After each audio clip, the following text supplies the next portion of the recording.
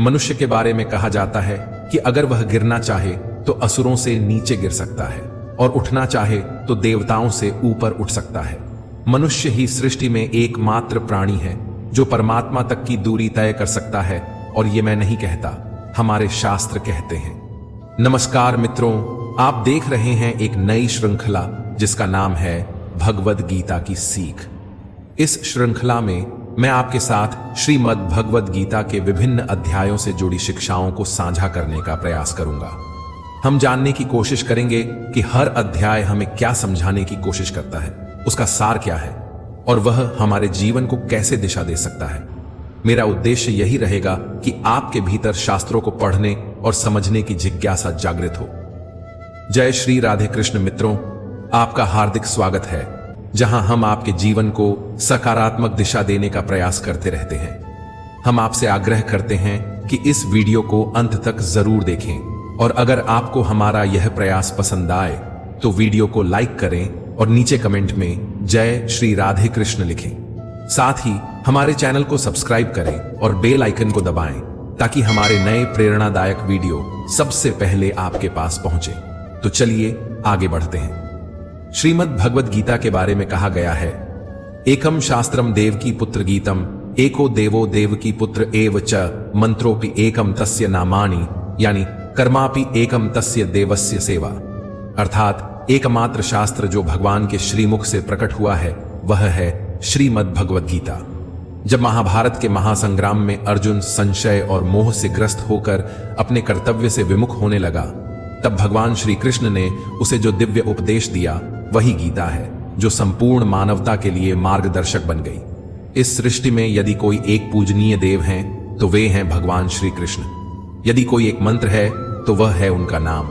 किंतु यहां अनेक लोग भ्रम में पड़ जाते हैं। वे सोचते हैं कि एकमात्र नाम कृष्ण कृष्ण का ही उच्चारण करना चाहिए, परंतु श्री कृष्ण स्वयं श्रीमद् भगवद गीता में कहते हैं, ओमित्येकाक्षरम ब्रह्म व्याहरण माम अनुस्मरण। अर्थात मेरा वास्तविक नाम ओम है, जो अक्षर ब्रह्म का प्रतीक है। यदि कोई सच्चे भाव से जप करना चाहता है तो उसे ओम का स्मरण करना चाहिए। जब श्री कृष्ण अर्जुन को बताते हैं कि सेवा ही एकमात्र सच्चा कर्म है, तब वे उसे कर्म का गूढ़ रहस्य भी समझाते हैं। यह सेवा केवल कर्म नहीं बल्कि प्रभु की आराधना है, जो जीवन को धर्म, ज्ञान और मुक्ति की ओर ले जाती है। तो आइए शुरुआत करते हैं। गीता को समझने से पहले, श्रीमद् भगवद गीता के सार में प्रवेश करने से पहले कुछ महत्वपूर्ण शब्दों को जान लेना आवश्यक है। वे शब्द जो बार बार इस दिव्य ग्रंथ में प्रयुक्त हुए हैं और जिनका गूढ़ अर्थ गीता में विस्तार से बताया गया है। इसलिए सबसे पहले मैं आपको इन शब्दों का आशय समझाने का प्रयास करूंगा। जब भगवान श्री कृष्ण ने अर्जुन को श्रीमद् भगवद गीता का ज्ञान दिया तो उन्होंने पहले अर्जुन को उस ज्ञान के योग्य बनाया। अर्जुन पहले से ही एक पराक्रमी योद्धा था, लेकिन केवल बाहरी युद्ध के लिए तैयार होना पर्याप्त नहीं था। उसे अंतःकरण के युद्ध के लिए तैयार करना आवश्यक था। श्री कृष्ण द्वारा दिया गया गीता का ज्ञान केवल जीविका के संघर्षों से लड़ने के लिए नहीं, बल्कि जीवन के संघर्षों से जूझने के लिए है। यह एक साधारण उपदेश नहीं बल्कि एक गहरा प्रशिक्षण है, एक आध्यात्मिक कोर्स जो आत्मा को जागृत करने के लिए रचा गया है।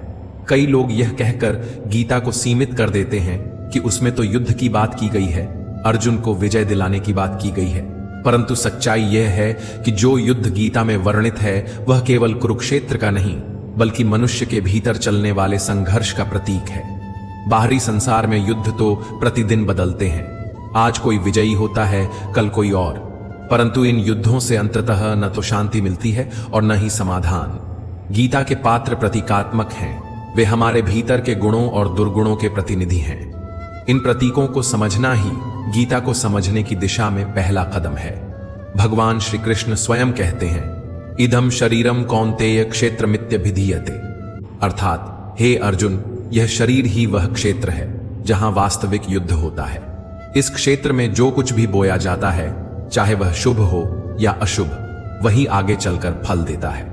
इस प्रकार गीता हमें सिखाती है कि हमारे भीतर जो निरंतर धर्म और अधर्म, शुभ और अशुभ, मोह और विवेक के बीच संघर्ष चलता है, उसमें विजय प्राप्त करने की शिक्षा ही गीता का वास्तविक उद्देश्य है।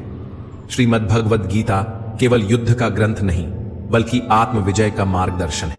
जब आपको सद्गुरु का सान्निध्य प्राप्त होता है, जब आप साधना को सही मार्ग पर आरंभ करते हैं, जब आपके भीतर से पाप धीरे धीरे पीछे छूटने लगते हैं, तो आपका यही शरीर धर्म क्षेत्र बन जाता है। लेकिन यदि आप काम, क्रोध, लोभ और मोह जैसे विकारों के वशीभूत होकर जीवन जीते हैं, तो यही शरीर एक कुरुक्षेत्र में बदल जाता है, जहां भीतर ही भीतर निरंतर संघर्ष चलता रहता है। गुरु का अर्थ केवल एक व्यक्ति नहीं बल्कि एक प्रेरणा है, एक आदेश है जो कहता है करो। यह एक प्रेरणास्पद पुकार है, क्योंकि हमारा चंचल मन और शरीर हर समय किसी न किसी क्रिया में लगा रहता है।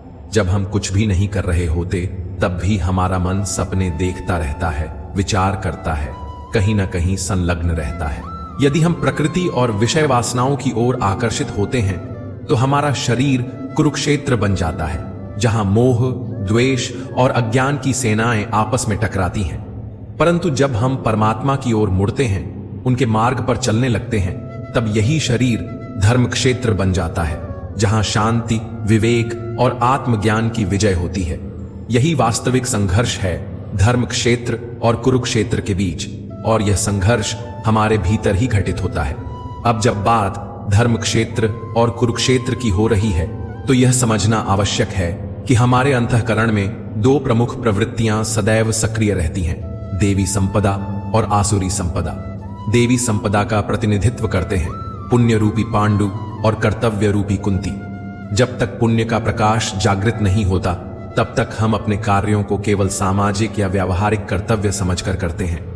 लेकिन जैसे ही पुण्य जागता है, जैसे ही आत्मा में प्रकाश होता है, तभी देवी संपदा सजीव हो जाती है, और तभी हम सच्चे अर्थों में अपने कर्तव्यों को पहचान पाते हैं।